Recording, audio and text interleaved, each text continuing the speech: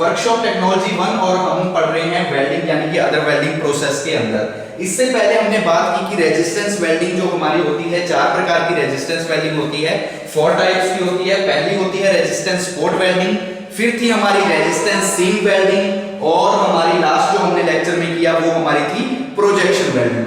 आज जो हम पढ़ने जा रहे हैं ये हमारी है प्रिकॉशन वेल्डिंग, ठीक है, यानी कि 4th टाइप। हमने आपको बताया कि चार प्रकार के होते हैं resistance welding, resistance spot welding, resistance seam welding. उसके बाद हमने बात की थी हमारी जो प्रोजेक्शन वेल्डिंग थी और हम पढ़ रहे हैं अभी 4th यानी कि प्रिकॉशन वेल्डिंग के अंदर। ये हमने डायग्राम तैयार किया। डायग्राम में हमने क्या किया, मेन कैपेसिटर है, ये रेक्टिफायर है, ऊपर से हमारी चार्जिंग यूनिट आएगी, ये हमारे नीचे क्या है, वर्क पीस है, ये नीचे हमारे दोनों क्या है, वर्क पीस है।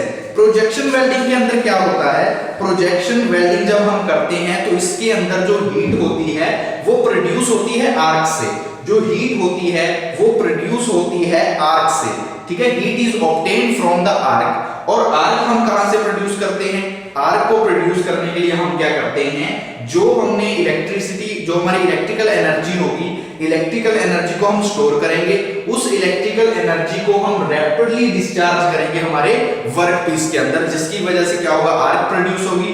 आर्क प्रोड्यूस होगी तो हीट प्रोड्यूस होगी, और हीट प्रोड्यूस होने की वजह से क्या होगा, हमारा वेल्डिंग जॉइंट आपस में क्या हो जाएंगे, वेल्डिंग क्या हो, हमारे जो वेल्ड करना जो पार्ट चाहते हैं वो आपस में क्या हो जाएंगे, वेल्ड हो जाएंगे। तो क्या लिखेंगे प्रिकॉशन वेल्डिंग के अंदर, इन दिस वेल्डिंग, क्या लिखेंगे, इन this welding, in this welding heat is obtained by, heat is obtained from an arc, और आर्क हम प्रोड्यूस कैसे करेंगे, arc produced by a rapid discharge of stored electrical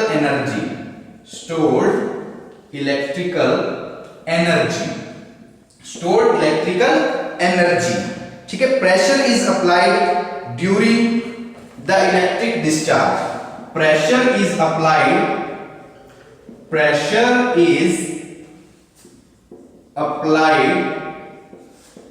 during the discharge, ठीक है। तो ये हमारी है प्रिकॉशन वेल्डिंग में। देखो क्या बात की हमने कि in this welding heat is obtained from an arc produced by a rapid discharge of stored electrical energy, यानी कि ये हमारी चार्जिंग यूनिट है, यहां रेक्टिफायर होगा जिसकी वजह से क्या होगा, इलेक्ट्रिकल एनर्जी को हम क्या कर लेंगे, स्टोर कर लेंगे। और हमने बात की है कि जो हमारी वेल्डिंग होती है इसके अंदर जो हीट प्रोड्यूस होती है वो होती है आर्क की वजह से। और आर्क कैसे प्रोड्यूस होगी, आर्क को प्रोड्यूस करने के लिए हम क्या करेंगे, जो हमारा वर्क पीस है इसके अंदर हम डिस्चार्ज करेंगे। किसका डिस्चार्ज करेंगे, हम डिस्चार्ज करेंगे जो हमारे पास स्टोर की हुई है electrical energy. Stored electrical energy को हम रैपिडली डिस्चार्ज करेंगे हमारी वर्कपीस के अंदर, जिसकी वजह से क्या होगा, आर्क प्रोड्यूस होगा, और आर्क प्रोड्यूस होने की वजह से हीट प्रोड्यूस होगी, और हीट की सहायता से हमारा क्या, वेल्डिंग जॉइंट बनेगा, हमारी जो वर्कपीस है आपस में क्या हो जाएंगे, वेल्ड हो जाएंगे। और हमने क्या लिखा कि जब भी हम डिस्चार्ज करेंगे, यानी कि जो हमारी रैपिड डिस्चार्ज है, जब हम इलेक्ट्रिकल एनर्जी का डिस्चार्ज करेंगे तो उस दौरान हम क्या करेंगे, प्रेशर अप्लाई करेंगे, हम उस दौरान क्या करेंगे, प्रेशर अप्लाई करेंगे, ठीक है। तो ये हमारा हुआ प्रिकॉशन वेल्डिंग। तो देखो एक बार फिर से प्रिकॉशन वेल्डिंग में हमने क्या बात की कि in this welding heat is obtained from an arc, कि प्रोजेक्शन वेल्डिंग के अंदर जो हम सबसे पहले हमें हीट प्राप्त करनी होगी, हीट ऑब्टेन करनी होगी, तो हीट ऑब्टेन हमें होगी आर्क से। और आर्क प्रोड्यूस कैसे होगी, आर्क प्रोड्यूस होगी rapid discharge of stored electrical energy, जो हमने इलेक्ट्रिकल एनर्जी स्टोर की हुई है उसको जब हम रैपिडली डिस्चार्ज करेंगे तो उससे क्या होगी, आर्क प्रोड्यूस होगी, आर्क प्रोड्यूस होगी तो हीट ऑब्टेन होगी हमें, और उसकी सहायता से हम क्या कर पाएंगे, दो वर्कपीस को आपस में वेल्ड कर पाएंगे, आसानी के साथ क्या कर पाएंगे, वेल्ड कर पाएंगे।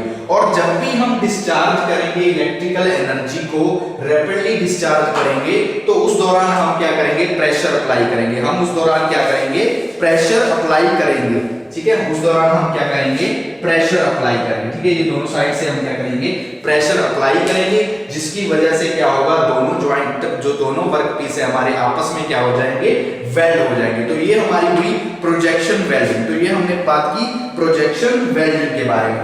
अब हम बात करते हैं इसकी एडवांटेज के बारे में, ठीक है, कि एडवांटेज क्या है प्रोजेक्शन वेल्डिंग की।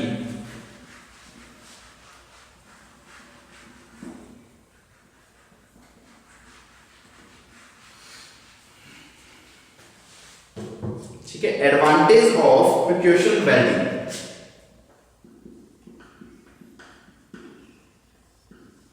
Advantage of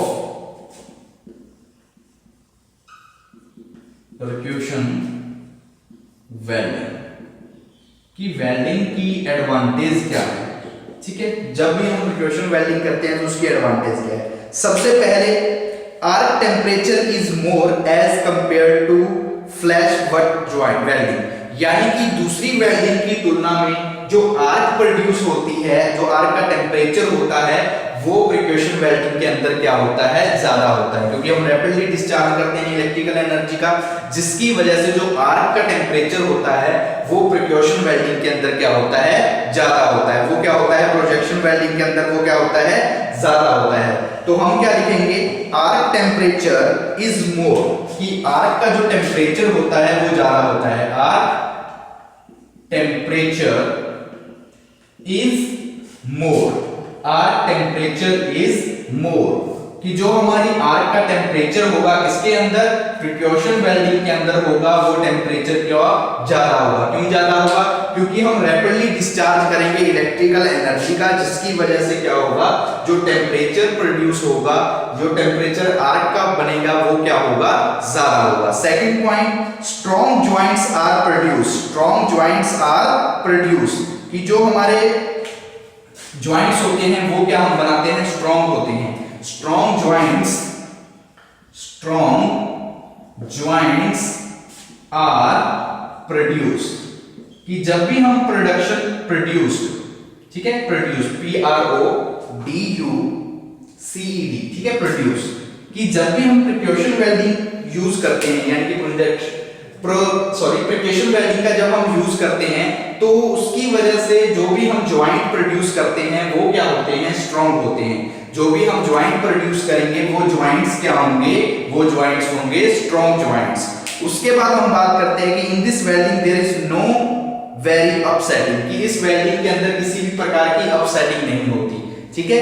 their is no upsetting, there is no upsetting, इसके अंदर किसी भी प्रकार की क्या नहीं होती, अपसेटिंग नहीं होती। तो ये है हमारी advantage of percussion welding. Advantage of percussion welding में बात की कि आर्क टेम्परेचर इज मोर, कि जब भी हम प्रिक्योशन वेल्डिंग करते हैं तो उस दौरान जो टेम्परेचर होता है आर्क का, यानी जब हम आर्क प्रोड्यूस करते हैं रैपिडली इलेक्ट्रिकल डिस्चार्ज की सहायता से, तो उसका जो भी टेम्परेचर होगा आर्क का वो क्या होगा, ज्यादा होगा। सेकंड पॉइंट में हमने बात की स्ट्रॉन्ग ज्वाइंट्स आर प्रोड्यूस, यानी कि जब हम आर्क वेल्डिंग का जब हम प्रिक्योशन वेल्डिंग करेंगे तो उसकी वजह से जो भी हम ज्वाइंट्स तैयार करेंगे वो ज्वाइंट्स हमारे स्ट्रॉन्ग होंगे, यानी कि मजबूत ज्वाइंट्स बनेंगे। थर्ड पॉइंट बात की देयर इज नो अपसेटिंग, कि जब हम प्रिक्योशन वेल्डिंग का यूज करते हैं तो इस दौरान किसी भी प्रकार की अपसेटिंग नहीं होती, होती है तो बहुत कम होती है, ठीक है। अब हम बात करते हैं डिसएडवांटेज ऑफ प्रिक्योशन वेल्डिंग की।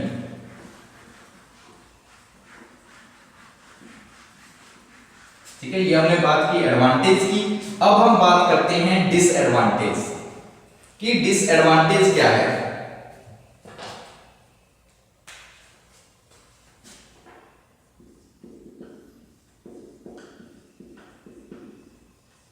डिसएडवांटेज ऑफ प्रिक्योशन वेल्डिंग की। कौन कौन सी डिसएडवांटेज है प्रिक्योशन वेल्डिंग की।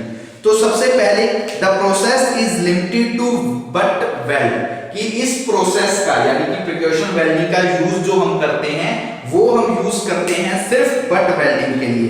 हम इसका यूज करते हैं सिर्फ इसलिए करते हैं बट वेल्डिंग के लिए, कि दिस प्रोसेस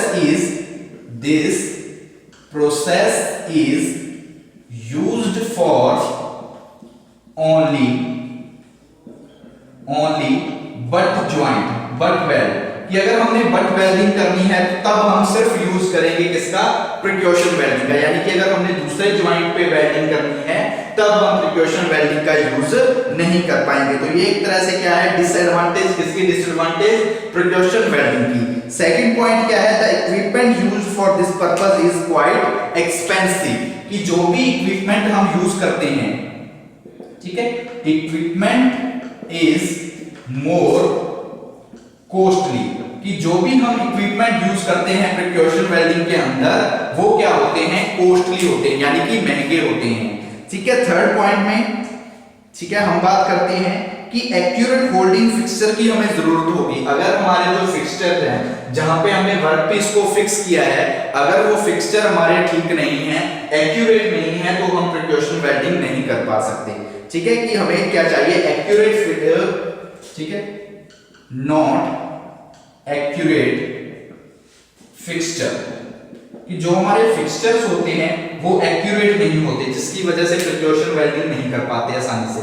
तो ये हमारी कुछ क्या है, डिसएडवांटेज। किसकी डिसएडवांटेज, ये हमारी डिसएडवांटेज है प्रिकॉशन वेल्डिंग की। सबसे पहले this welding is used for only but weld, कि जो हमारी प्रिकॉशन वेल्डिंग है इसका यूज हम करते हैं सिर्फ बट वेल्डिंग के लिए, यानी कि अगर हमारे पास बट ज्वाइंट है तभी हम इसका यूज कर सकते हैं। अगर हमने लैप ज्वाइंट पे करना है, टी ज्वाइंट पे करना है, या एस ज्वाइंट पे करना है, तब हम प्रिकॉशन वेल्डिंग का यूज नहीं कर सकते।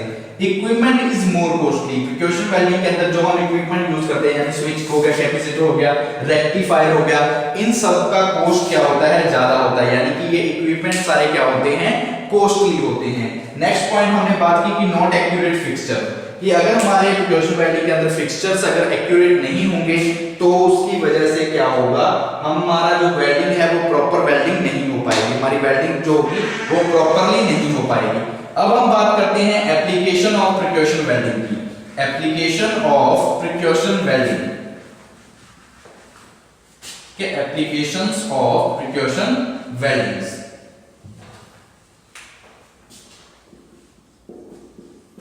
एप्लीकेशंस ऑफ प्रिकॉशन वेल्डिंग, कि जो हमारी प्रिकॉशन वेल्डिंग है इसका हम यूज कहां पे कर सकते हैं, कहां पे कर सकते हैं। तो पहला point, it is used in telephonic industries, जो भी हमारी टेलीफोनिक इंडस्ट्रीज होती है वहां पे हम यूज कर सकते हैं, किसका यूज कर सकते हैं, प्रिकॉशन वेल्डिंग का यूज कर सकते हैं। ठीक है, it is used in telephone industries, it is used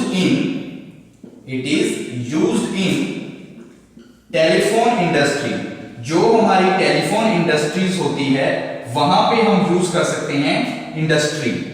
ठीक है, टेलीफोन इंडस्ट्री, ठीक है, टेलीफोन इंडस्ट्रीज में हम किसका यूज कर सकते हैं, इंडस्ट्रीज। टेलीफोन इंडस्ट्रीज में भी हम यूज कर सकते हैं, किसका यूज कर सकते हैं, प्रिकॉशन वेल्डिंग का। उसके बाद सेकंड पॉइंट, कि और हम कहां पे यूज कर सकते हैं, it is used for satellite tip of tools, satellites के टूल्स बनाने के लिए, silver contact of tips to copper, it is used in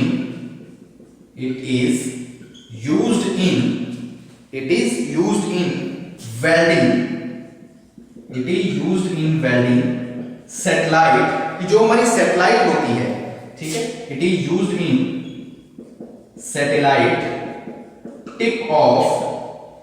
tips of tool, satellite की जो टिप्स ऑफ टूल होती है उनको बनाने के लिए, silver contact tips of copper two aluminium etcetera. तो इस तरह से काफी चीजें होती हैं, सैटेलाइट टिप्स होती है टूल्स की, या फिर कॉपर टिप्स होती है, ठीक है, कॉपर टिप्स होती हैं, कॉपर टू एल्युमिनियम होती है। तो इस तरह की टिप्स टूल बनाने के लिए भी हम किसका यूज कर सकते हैं, प्रिकॉशन वेल्डिंग का यूज कर सकते हैं। इसके अलावा it is also used for welding fine wire leads, ठीक है, फाइन वायर लीड्स में, फाइन वायर जो लीड्स, जो हमारी लीड्स बनती है वायर्स की, उनको बनाने में भी हम किसका यूज कर सकते हैं, हम यूज कर सकते हैं प्रिकॉशन वेल्डिंग का। तो ये हमने बात की एप्लीकेशन के बारे में, एप्लीकेशन किसकी, प्रिकॉशन वेल्डिंग की कौन कौन सी एप्लीकेशन होती है। It is used in telephonic industries, it is used in welding satellite tips of tool, और it is used in fine wire leads, कि वहां पे हम इनका क्या कर सकते हैं, यूज कर सकते हैं। अब हम बात करते हैं हमारे नेक्स्ट टॉपिक की, कि डिफेक्ट्स क्या है, वेल्डिंग डिफेक्ट्स।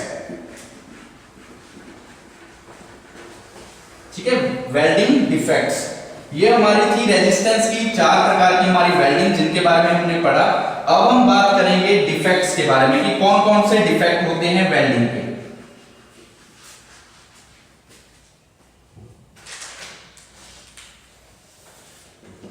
वेल्डिंग डिफेक्ट्स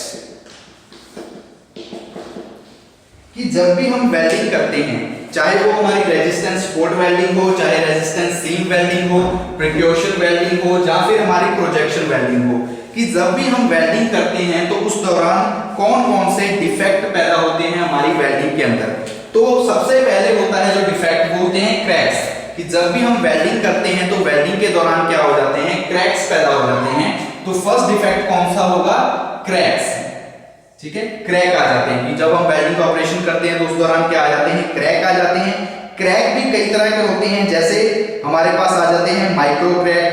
ठीक है, क्रैक के अंदर काफी तरह के क्रैक्स आएंगे जिनके बारे में हम आगे पढ़ेंगे कि कौन कौन से क्रैक होते हैं। इसके बाद हमारे आ जाती है अंडर कटिंग। ठीक है, under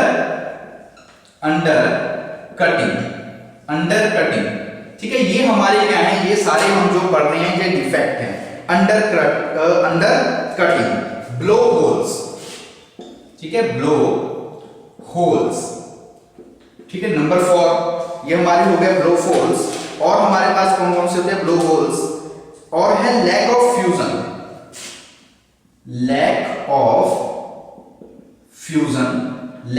fusion and penetration, PENETRATION,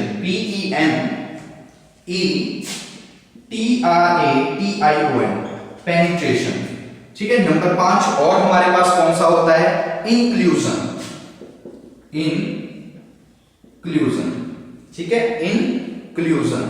और है हमारे पास 6 नंबर पे डिस्टॉर्शन, DISTORTION,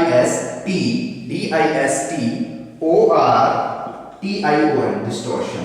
नंबर 7 और हमारे पास डिफेक्ट्स क्या होता है, स्पैटर। हमारे पास क्या होता है, स्पैटर। और नेक्स्ट है पुअर अपीयरेंस। ठीक है, पुअर अपीयरेंस।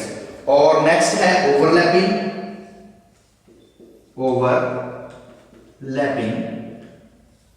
और नंबर 10 पे है रैपिंग। नंबर 10 है WARPING, रैपिंग। ठीक है, रैपिंग। उसके बाद वेल्ड स्ट्रेस। ठीक है, बस इतना काफी है, ऐसे तो काफी होते हैं। वेल्ड स्ट्रेस होता है, क्रेटर होती है। तो ये सारे हमारे क्या हैं, वेल्डिंग डिफेक्ट्स। ये हमारे सारे क्या हैं, वेल्डिंग डिफेक्ट। तो अब देखो एक बार फिर से, हमारे पास हमने लिखे कि हमारे पास क्या है, 10 वेल्डिंग डिफेक्ट्स हैं।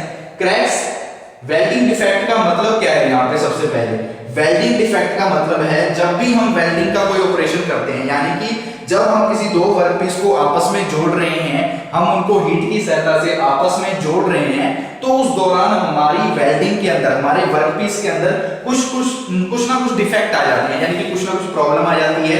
जैसे कि हम ये दो पीस को जोड़ रहे हैं तो वेल्डिंग करते करते बीच में उनके क्रैक आ जाता है। ठीक है, तो वो क्या है, डिफेक्ट है।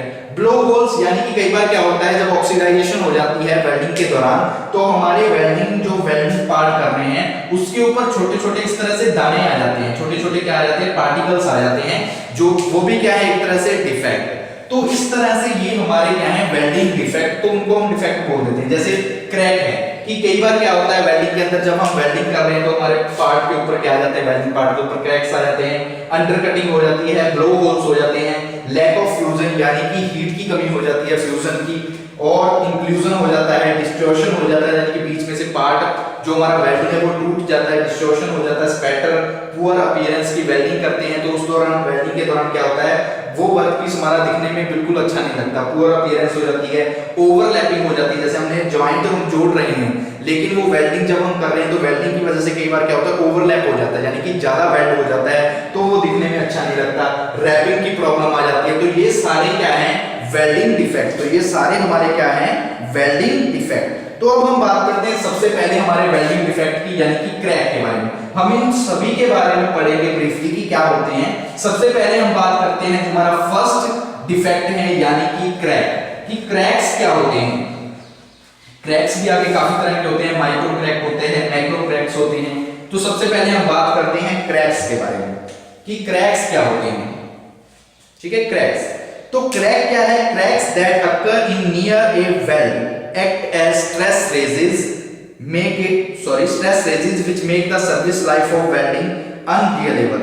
यानी कि क्रैक्स क्या होते हैं? क्रैक्स हमारे होते हैं वेल्डिंग के अंदर। क्रैक्स हमारे क्या होते हैं? जब हम वेल्ड करते हैं, यानी कि जो हमारा वेल्डिंग का एरिया होता है उसके नियर क्या आ जाते हैं, कुछ डिफेक्ट्स पैदा हो जाते हैं, कुछ क्या आ जाते हैं, स्ट्रेसेस की वजह से क्या होते हैं, उसके अंदर क्रैक्स आ जाते हैं। तो हम इसके अंदर क्या लिखेंगे?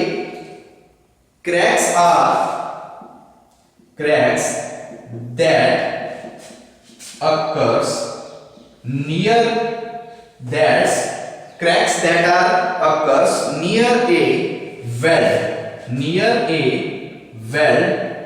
act as stress razor। ठीक है, stress riser which make the service life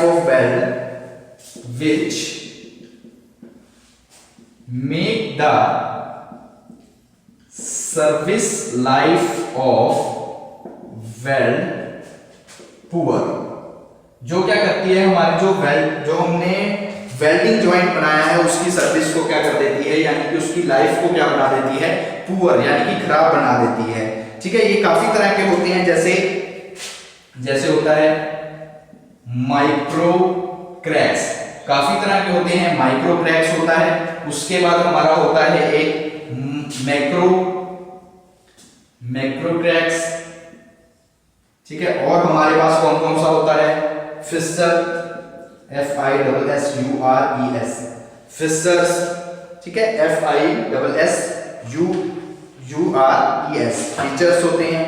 ठीक है, तो ये हमारे क्या है, कुछ क्रैक्स के आगे। ठीक है, ये तो हमने क्रैक्स के बारे में पढ़ा कि क्रैक्स क्या है, cracks that occurs near a weld, यानी कि जब हम वेल्डिंग कर रहे हैं, यानी कि ये हमारे पास दो वर्कपीस है, इन दोनों वर्कपीस को हम क्या करेंगे, यहां से वेल्ड कर रहे हैं, तो वेल्डिंग के नियर, यानी कि जिस एरिया पे हम वेल्ड कर रहे हैं उसके आसपास क्या होता है, स्ट्रेसेस रेजिस हो जाती हैं। स्ट्रेसेस की वजह से क्या आ जाता है, इनके बीच में क्रैक आ जाता है। स्ट्रेसेस की वजह से क्या होता है, हमारे वेल्डिंग जॉइंट के बीच में क्या आ जाता है, क्रैक आ जाता है, और इसी को हम क्या बोल देते हैं, क्रैक। ठीक है, उसी को हम क्या बोल देते हैं, क्रैक। और उसकी वजह से, क्रैक की वजह से क्या होती है, जो हमारे वेल्ड की लाइफ हो जाती है वो क्या हो जाती है, पुअर।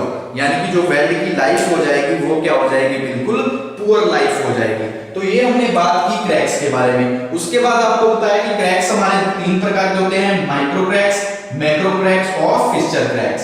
माइक्रो क्रैक्स क्या होते हैं, दे आर वेरी स्मॉल। ठीक है, वेरी स्मॉल, जिनको हम माइक्रोस्कोप की सहायता से देख सकें, ऐसे क्रैक्स को बोल देते हैं micro cracks. They are very small. कि बहुत छोटे छोटे जो क्रैक्स होते हैं उन क्रैक्स को क्या बोल देते हैं, उन क्रैक्स को बोल देते हैं हम माइक्रो क्रैक्स। ऐसे cracks they are very small and are revealed only under a microscope, और जिनको हम सिर्फ किसकी सहायता से देख सकते हैं, हम देख सकते हैं माइक्रोस्कोप की सहायता से। हम किसकी सहायता से देख सकते हैं, माइक्रोस्कोप की सहायता से। सेकंड है हमारा मैक्रो क्रैक्स। मैक्रो क्रैक्स क्या से होते हैं, the cracks can be seen by unaided eye, यानी कि नंगी आंखों से हम जिनको देख सकें उनको बोल देते हैं macro eye. They can see by eye, जिनको हम आंखों से देख सके वो होते हैं हमारे मैक्रो क्रैक्स। जिनको हम आसानी से आंखों से देख सके वो हमारे कौन से होंगे, मैक्रो क्रैक्स। फिस्चर्स क्या होते हैं, they are wide cracks which emerge the surface of the metal. ये हमारे वाइड क्रैक्स होते हैं, they are wide cracks which made on the metal surface, जो कि हमारे कहां पे आ जाते हैं, मेटल के सरफेस पे। तो ये हमने बात की हमारे फर्स्ट इफेक्ट के बारे में। फर्स्ट इफेक्ट में हमने पढ़ा क्रैक्स के बारे में। ठीक है, कि आपको पता है कि वेल्डिंग डिफेक्ट काफी तरह के होते हैं, 10 प्रकार के हमने वेल्डिंग डिफेक्ट की बात की। उन डिफेक्ट में से हमने सबसे पहले फर्स्ट के बारे में बात की कि क्रैक्स क्या होते हैं। क्रैक क्या होते हैं? क्रैक एक ऐसा डिफेक्ट है जो हमारे वेल्डिंग एरिया जहां पे हम वेल्ड कर रहे हैं उसके नियर क्या हो जाते हैं, प्रोड्यूस हो जाते हैं। ऐसे डिफेक्ट जो हमारे वेल्डिंग के नियर प्रोड्यूस हो उनको क्या बोल देते हैं, हम क्रैक बोल देते हैं। क्रैक्स की वजह से क्या होते हैं, हमारा जो वेल्डिंग जॉइंट है, जो हम वेल्डिंग बनाएंगे, वेल्डिंग पीस करेंगे, वो उसकी क्वालिटी क्या हो जाएगी, पुअर हो जाएगी क्रैक्स की वजह से, यानी कि जो उसकी लाइफ है वो भी कम हो जाएगी।